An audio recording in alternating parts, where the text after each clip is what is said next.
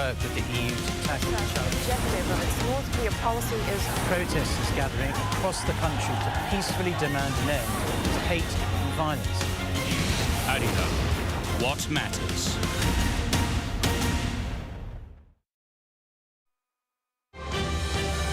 Coming up on Newscast, the FTC clarified that imposing restrictions on using multiple platforms and preferential treatment of companies is illegal. The Commission vows to crack down on such activities. Japan decides to impose extra sanctions on North Korea following Seoul and Washington's own unilateral measures targeting the regime. The move reflects the strong and united will of three sides in dealing with Pyongyang's provocations. Power plants across Ukraine are hit by Russian strikes. This comes a day after Moscow launched drone attacks on Kyiv.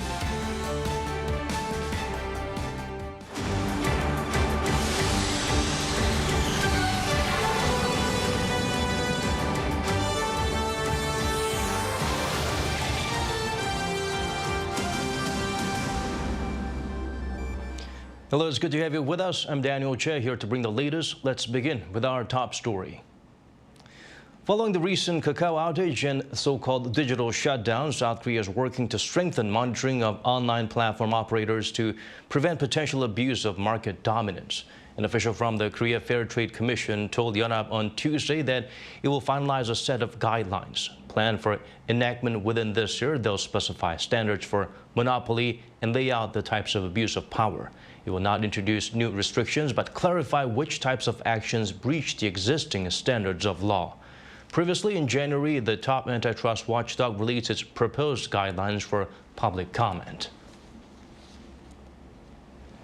The Ministry of Science and ICT will meet with officials of major data centers. During Thursday's session, officials from such facilities will explain how they operate electrical and firefighting systems and discuss ways to improve preparedness for emergencies. The announcement comes after an outage over the weekend of services provided by Kakao Corporation, which are used by almost everyone in the nation, especially for text messaging. As of Tuesday morning, frequently used services are back, including Kakao Taxi, Kakao Map, and Kakao TV. A few others like Kakao Mail and some Kakao Talk functions are still being restored. Another Korean IT giant, Naver, also has most of its services working again, except for minor image failures in some blog posts. President Yoon pledged to improve transportation infrastructure in the mountainous eastern province of Gangwon-do as part of his blueprint for regional growth. The South Korean leader was speaking at a ceremony in Sokcho, breaking ground on a new high-speed railway that will connect it directly to Chuncheon and ultimately to the nation's capital. Some 400 people, including the land minister and local residents, attended the event. Once completed by 2027, the trip from Seoul's Yongsan station to the East Coast will take only about an hour and 39 minutes, saving an hour and a half compared to driving. The project will cost 2.4 trillion won, or at the current rate, around $1.7 billion. During campaigning, Yoon promised better transportation networks for the region to boost the local economy through tourism.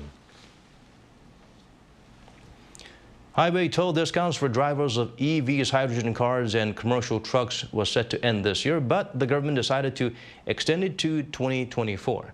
Drivers of such vehicles that use the high-pass system for tolls get 50% off. Those behind the wheels of commercial trucks and construction machinery get discounts of 30 to 50% overnight between the hours of 9 p.m. and 6 a.m.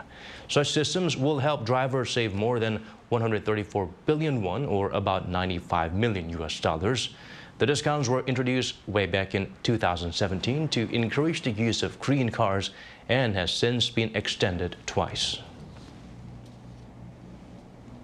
South Korea has been finding other sources of materials for select industries since Japan's 2019 export curbs.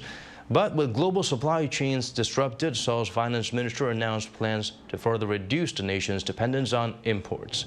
Choi Min-jung outlines what they are. South Korea has announced new measures to take the lead in key industrial materials essential to manufacturing semiconductors and displays.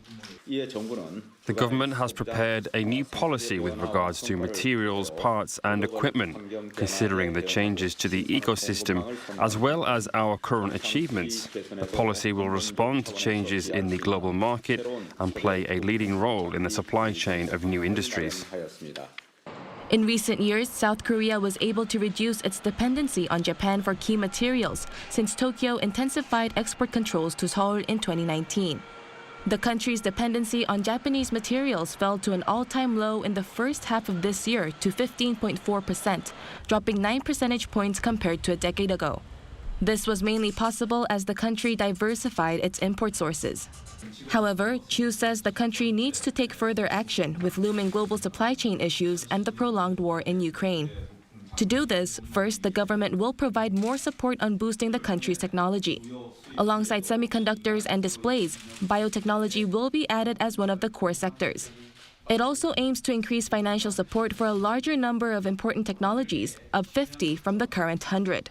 Authorities also plan to actively boost research and development for new industries and aim to seize export opportunities. Chu highlighted that reducing the country's reliance on imports and expanding exports of domestic products has become very important in improving South Korea's current balance. Choi Min-jung, Arirang News.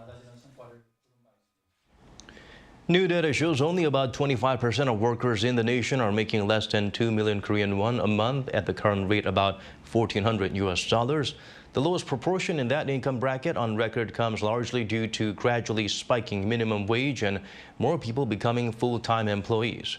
Shin Ha-young helps us look beyond the digits. As of this past April, 1 in 4 workers in South Korea had an average monthly income of less than 2 million won per month, or currently about $1,400. This is according to data released Tuesday by Statistics Korea. The proportion of workers on that income was down from a year earlier by 4.5 percentage points, marking the lowest level since 2013 when the figure was first compiled. On the other hand, the proportion of people making over 4 million won a month, or about $2,800, rose to its highest level on record at 20%. The income range that was the biggest, however, was between 2 million and 3 million won, about $1,400 to $2,100. Statistics Korea says the changes were driven by the rise in the minimum wage. Another factor was the proportion of people working as regular full-time employees rising to above 50%. Meanwhile, there was also an on-year increase in the number of people employed in general, amounting to over 28 million. There was significant growth in particular in delivery jobs. The number of people working for delivery services rose from a year earlier by more than 26,000. The total surpassed 450,000 for the first time, reflecting the growth of the industry. On the other hand, the number of people working at restaurants and banks declined. Shin Ha-young, Arirang News.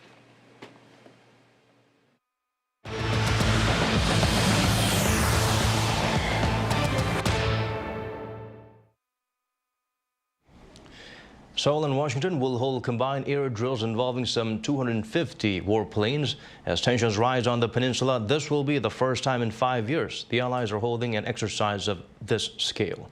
Bae Eun-ji provides a glimpse of what to expect.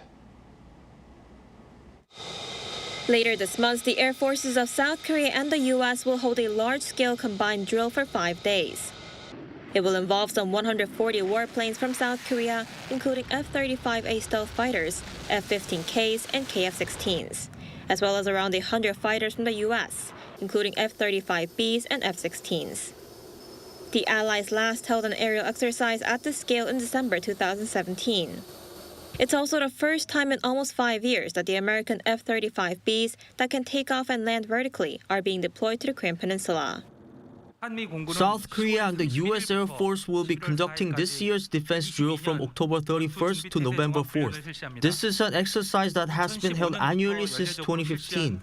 It's to check combined operations capabilities and enhance defense readiness. For the past 3 weeks, North Korea has engaged in multiple provocations. It tested short-range ballistic missiles and long-range cruise missiles, and its warplanes flew near the border, crossing the tactical action line. The regime also fired hundreds of artillery rounds near the inter-Korean border. South Korea's Joint Chiefs of Staff described the firings as a violation of the inter-Korean military agreement signed in September 2018 that created buffer zones along land and sea boundaries to ease military tensions along the border area. The upcoming combined drill also comes as the North appears to have completed all necessary preparations for its first nuclear test in 5 years. 배은지, Arirang News. As North Korea's provocations reach new levels, Japan has joined the rush to impose extra sanctions. Tokyo's decision comes not long after Seoul and Washington issued unilateral measures. Han Sung-woo has the details. Japan has decided to impose additional unilateral sanctions on North Korea by freezing the assets of 5 more organizations involved in the regime's nuclear and missile programs. According to Japan's foreign ministry on Tuesday, this includes North Korea's Ministry of Rocket Industry and several trading firms. In a briefing, Chief Cabinet Secretary Hirokazu Matsuno said the country cannot tolerate the regime's repeated provocations that threaten the peace and security of both Japan and the international community. The new measures follow a series of ballistic missile launches by the North since late September in what Pyongyang described as tactical nuclear drills, including an intermediate-range ballistic missile that flew over Japan for the first time in 5 years. South Korea, which earlier this month slapped its own fresh sanctions on 15 North Korean individuals and 16 organizations, responded with support. Japan's announcement shows the strong and united will of South Korea, the U.S., and Japan to take firm action against North Korea's nuclear and missile development. Seoul's foreign ministry also said the effectiveness of unilateral sanctions increases when nations in similar positions like South Korea, the U.S., and Japan cross-designate the same targets. Washington had also levied new sanctions against 2 North Korean individuals and 3 business entities this month. Han Sung-woo, Arirang News. Seoul's foreign ministry expressed deep regret over Japanese officials' visit to the Yasukuni shrine, urging Tokyo to face up to history and demonstrate humble introspection and genuine self-reflection. The comment came hours after a cross-party group of around 90 lawmakers visited the controversial site on Tuesday. Prime Minister Fumio Kishida sent a ritual offering the previous day. The Yasukuni Shrine is a site viewed by neighboring countries, including both Koreas, as a place that glorifies Japan's past militarism. It honors 2.5 million war dead, including 14 Class A war criminals. Over in Hanoi, Seoul's top diplomat met with his Vietnamese counterpart to discuss ways to strengthen relations to mark 30 years of bilateral ties. The ministers agreed to upgrade to a comprehensive strategic partnership with official steps to be taken at a future bilateral summit. Stressing the importance of economic cooperation, Park Jin also called for Vietnam's support in assisting South Korean businesses in that country, as well as the bid to host the World Expo 2030 in Busan. Before wrapping up his 2-day trip, the visiting FM also paid a courtesy call to President Nguyen Xuyen Phuc. Power plants across Ukraine were hit by Russian strikes. This came a day after the drone attacks on Kyiv. The 2 sides exchanged POWs. Some were captured after surrendering at Azovstal steelworks. Ishiu has the latest. On Tuesday morning local time, Russian strikes targeted energy facilities in Ukraine. Local authorities said that 2 strikes hit a power facility in the central Ukrainian city of Dnipro, while at least 3 strikes hit a plant in Kyiv. To the west of the capital in the city of Zhytomyr, there were 2 strikes on an energy facility. Parts of the attacked cities are experiencing power outages. This comes a day after Russia attacked Kyiv with the so-called suicide drones that explode on impact. The capital's mayor Vitaly Klitschko said that 5 explosions were heard in the city after 28 drones were launched by Russia's military. The others were shot down. The attack hit a residential building and killed at least 4, including a pregnant woman and her partner. Hours after the attack, U.S. President Joe Biden's press secretary, Karine Jean-Pierre, told reporters that the White House condemns the attack that continues to demonstrate Putin's brutality. Mentioning a new $725 million U.S. military aid package announced for Ukraine last Friday, she added the U.S. will continue to support its allies. We are going to continue to work with our allies and partners. We will continue to impose costs on Russia, hold them accountable, and for its war crimes. Meanwhile, Ukraine said the drones used in the recent attack were Iranian-made. While Iran on Monday stuck to its denial that it is supplying drones to Russia, several European Union foreign ministers called for sanctions against Iran over the possible transfer of drones. On Monday local time, 108 Ukrainian women held as prisoners of war had been exchanged with 110 Russian captives held by Ukraine. Of the women, 37 were reportedly captured after surrendering at the siege of the Azovstal steelworks in Mariupol. Most of the Russian captives freed are sailors from merchant ships held in Ukraine and members of pro-Russian separatist military units from the Donbas region. Lee Si-hoo, Arirang News.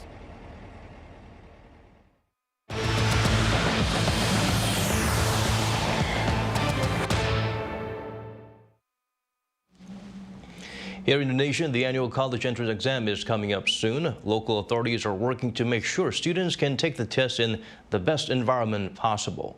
Plans to prevent the spread of COVID-19 are announced, including protocol for infected test takers. Song Yoo-jin has the full story. November is a big month for high school seniors here in South Korea.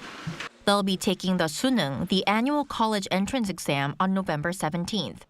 This is the third year for it to be taken during the pandemic. The country's education ministry on Tuesday announced some virus protocols for test takers.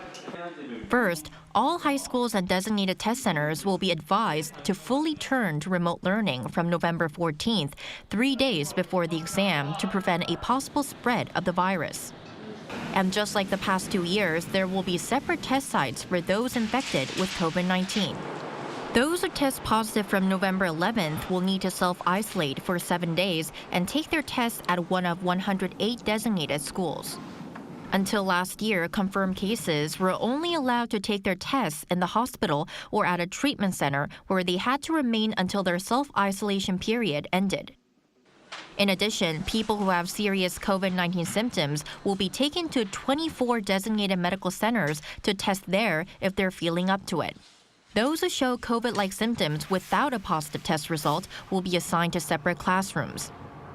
And to minimize any disruptions caused by the pandemic, the ministry will closely inspect the virus prevention efforts of facilities often visited by test takers, like cram schools and study cafes. This comes as South Korea is seeing a rise in COVID-19 infections. 33,248 cases were reported on Tuesday, more than double what was seen the week before. The daily virus tally has been showing an on-week increase for 5 straight days. There were 5 COVID-related deaths and 247 patients are critically ill. Song Yoo-jin, Arirang News. Last year's stats show a rise in deaths from chronic diseases like cancer and heart disease. The most common cause continued to be cancer here in the nation. People are smoking less but drinking more. Here's Lee Seung-jae with a breakdown of the figures. Approximately 8 out of 10 deaths in South Korea last year were attributed to serious long-term illness. According to data from the Korea Disease Control and Prevention Agency, 79.6% of all deaths in the country were due to chronic diseases in 2021. The remaining 20% were caused by infectious diseases or injuries. Specifically, cancer accounted for 26% of all deaths. That was followed by cardiovascular diseases, chronic respiratory diseases, and diabetes as the most common causes of death. Chronic illnesses like hypertension and diabetes increased roughly 2% from the previous year. Data shows that South Korea are smoking less than they did 10 years ago. And in fact, the number of smokers in the country decreased by nearly 7% compared to a decade ago. However, there's been an increase in alcohol consumption over the years, combined with an increase in obesity during the COVID-19 pandemic. Because of this, medical expenses related to chronic diseases amounted to over $49 billion in 2020, accounting for 85% of total medical expenses. The number of deaths and diseases due to chronic diseases is increasing. Therefore, active health management is required on a daily basis to comply with chronic disease prevention management rules and to form a healthy lifestyle. The KDCA says it plans to identify the status of chronic diseases and health risk factors each year and use them as a basis for establishing related health policies. Lee Seung-jae, Arirang News. Digital Transformation Fair 2022. It's where participants can check out the latest tech applied in the machinery and equipment industry. Local giants showcase their products while government awards were given to insiders. Yoon takes us closer to the action. The machinery and equipment industry is undergoing a digital transformation. At the Digital Transformation Fair 2022, South Korea's machinery giant Hyundai Tusan Infracore introduced a new type of crawler bulldozer with easy touchscreens and rear-view cameras. The DD100 with 130 horsepower will target the under 140 horsepower segment of the market. We try to reflect consumers' needs. The new products that are on display at this event will be released in the fourth quarter of this year. Meanwhile, LG Electronics unveiled an air-cooled inverter scroll heat pump. With high-pressure oil return technology, efficiency is increased when producing hot and cold water for heating and cooling. It can be used in industrial and large-scale public facilities like swimming pools and places like hotels. In the event's opening ceremony, the organizer, the first Vice Minister of Trade, Industry and Energy, Chang Yong-jin, reiterated the importance of increasing the value of South Korea's machinery and equipment industries. The machinery and equipment are the foundation of every industry. To achieve private-led growth, the government will do its best to ease restrictions in order to adapt to the fourth industrial revolution. To do this, the government pledged more support to the industry. This will include stabilizing major technologies, developing next-generation AI technology for manufacturing sectors, and expanding related businesses. Meanwhile, along with the opening ceremony, government awards were given to corporations and experts who have made notable contributions to the industry. The four-day event will run through Friday with a variety of sectors, including digital manufacturing equipment, robotics, and smart factories, showcasing their latest products to lead a new era for the machinery and equipment industry. Lee Hyun, Arirang News. Seoul is promoting its public transport systems in cooperation with the BBC. The capital took part in the BBC series of short documentaries called Storyworks, covering the transportation systems of 20 cities.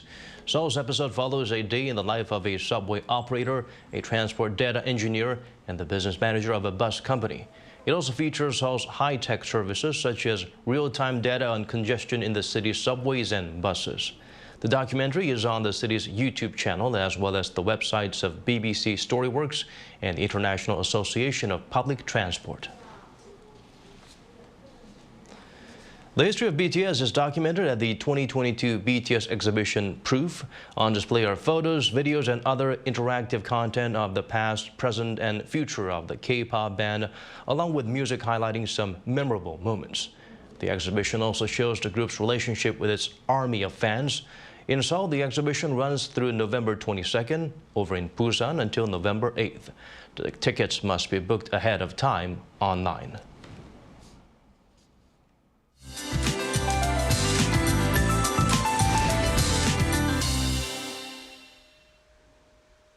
Colder spells are forecast to sweep across the nation tomorrow. Morning lows will stay in single figures, and daytime highs will also be lower than the seasonal norms.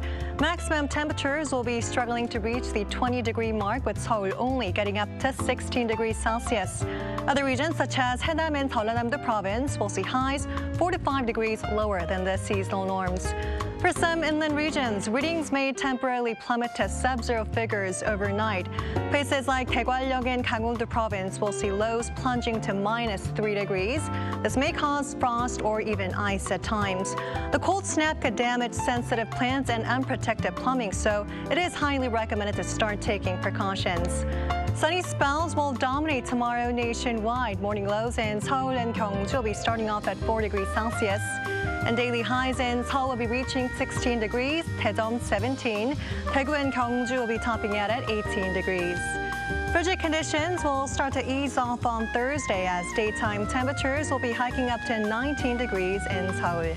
That's all for now, and here are the weather conditions around the world.